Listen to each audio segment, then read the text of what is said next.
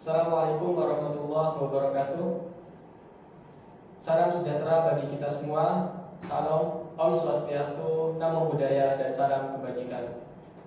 Perkenalkan, saya Rizky Hadirata Trisno dari Fakultas Matematika dan Ilmu Pengetahuan Alam, jurusan Matematika, Prodi Pendidikan Matematika, kelas PM 2022D dengan NIM 220301740079. Pada video ini saya akan membahas mengenai sejarah bahasa Indonesia yang menjadi keunggulan Indonesia sebagai suatu bangsa, serta prospek bahasa Indonesia ke depannya jika dihubungkan dengan disiplin ilmu yang saya tekuni sekarang.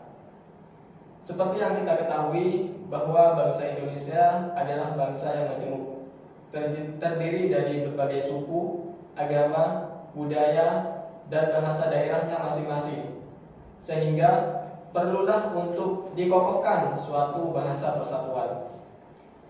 Berdasarkan penelitian Badan Bahasa pada tahun 2017, tercatat ada sekitar 652 bahasa daerah di Indonesia. Kemudian setelah melakukan pertimbangan yang panjang, maka dari 652 bahasa tersebut dipilihlah bahasa daerah Melayu dialek Riau sebagai bahasa persatuan, yaitu bahasa Indonesia. Dipilihnya bahasa Melayu dialek Riau bukanlah karena ketidaksengajaan dan keisengan semata, namun ada beberapa faktor yang membuat bahasa Melayu dialek Riau cocok untuk dijadikan sebagai bahasa persatuan.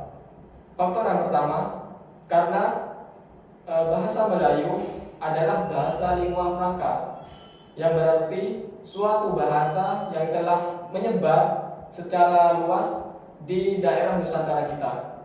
Kemudian faktor yang kedua, karena bahasa Melayu memiliki struktur gramatika yang lumayan sederhana daripada bahasa daerah yang lain. Oleh karena itu, bahasa Melayu dipilih untuk menjadi bahasa persatuan, yaitu bahasa Indonesia. Diangkatnya bahasa Melayu sebagai bahasa persatuan tidak bisa dilepaskan dari momen-momen yang terjadi pada masa kemerdekaan. Salah satu momen yang sangat penting dalam penetapan bahasa persatuan yaitu peristiwa yang terjadi pada tanggal 28 Oktober 1928, tepatnya peristiwa Sumpah Pemuda. Pada peristiwa ini, seluruh pemuda dari berbagai daerah di Indonesia sepakat untuk menjadikan bahasa Melayu sebagai bahasa persatuan, yaitu bahasa Indonesia, sebagaimana terdapat dan tercantum dalam isi Sumpah Pemuda butir ketiga yang berbunyi, "Kami putra-putri Indonesia menjunjung tinggi bahasa persatuan, yaitu bahasa Indonesia." Maka jika begitu, bahasa Indonesia ini lahirnya kapan? Untuk menjawab pertanyaan tersebut, ada dua momen penting yang bisa kita gunakan. Pertama, bahasa Indonesia lahir secara politis pada tanggal 28 Oktober tahun 1928, tepatnya pada saat peristiwa Sumpah Pemuda. Kemudian, bahasa Indonesia lahir secara yuridis atau secara hukum pada tanggal 18 Agustus 1945, tepatnya ketika Undang-Undang Dasar 1945 resmi diundangkan. Oleh karena itu, ada dua momen penting, ada dua titik penting mengenai kelahirannya bahasa Indonesia, yaitu secara politis bahasa Indonesia lahir tanggal 28 Oktober 1928 dan secara yuridis bahasa Indonesia lahir pada tanggal 18 Agustus 1945. Kemudian, seperti yang telah saya sebutkan di perkenalan awal, saya adalah mahasiswa matematika, yang berarti disiplin ilmu yang saya tekuni sekarang adalah bidang matematika.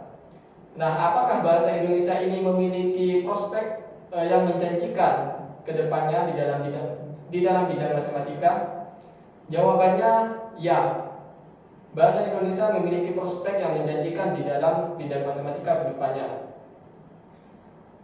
Kita tahu di dalam matematika terdapat banyak sekali simbol-simbol yang memiliki maknanya tersendiri. Tentunya simbol-simbol tersebut dapat kita pahami jika sudah dikonversi, sudah ditranslate ke dalam bahasa sehari-hari yang dapat kita pahami secara mudah. Nah, disinilah titik penting atau peran penting bahasa Indonesia untuk menerjemahkan bahasa matematika ke dalam bahasa kehidupan kita sehari-hari. Kemudian bahasa Indonesia memiliki peranan yang sangat penting bagi seorang matematikawan, khususnya dalam mencurahkan ide-ide dan gagasan mereka kepada khalayak umum dengan dalam bentuk tulisan atau karya tulis ilmiah. Oleh karena itu, sebagai bangsa Indonesia, kita sepatutnya bangga dan melestarikan bahasa Indonesia sebagai bahasa persatuan dan identitas kita sebagai bangsa Indonesia. Demikian yang bisa saya sampaikan. Saya Rizky Hadinata Trisno. Terima kasih. Wassalamualaikum warahmatullahi wabarakatuh.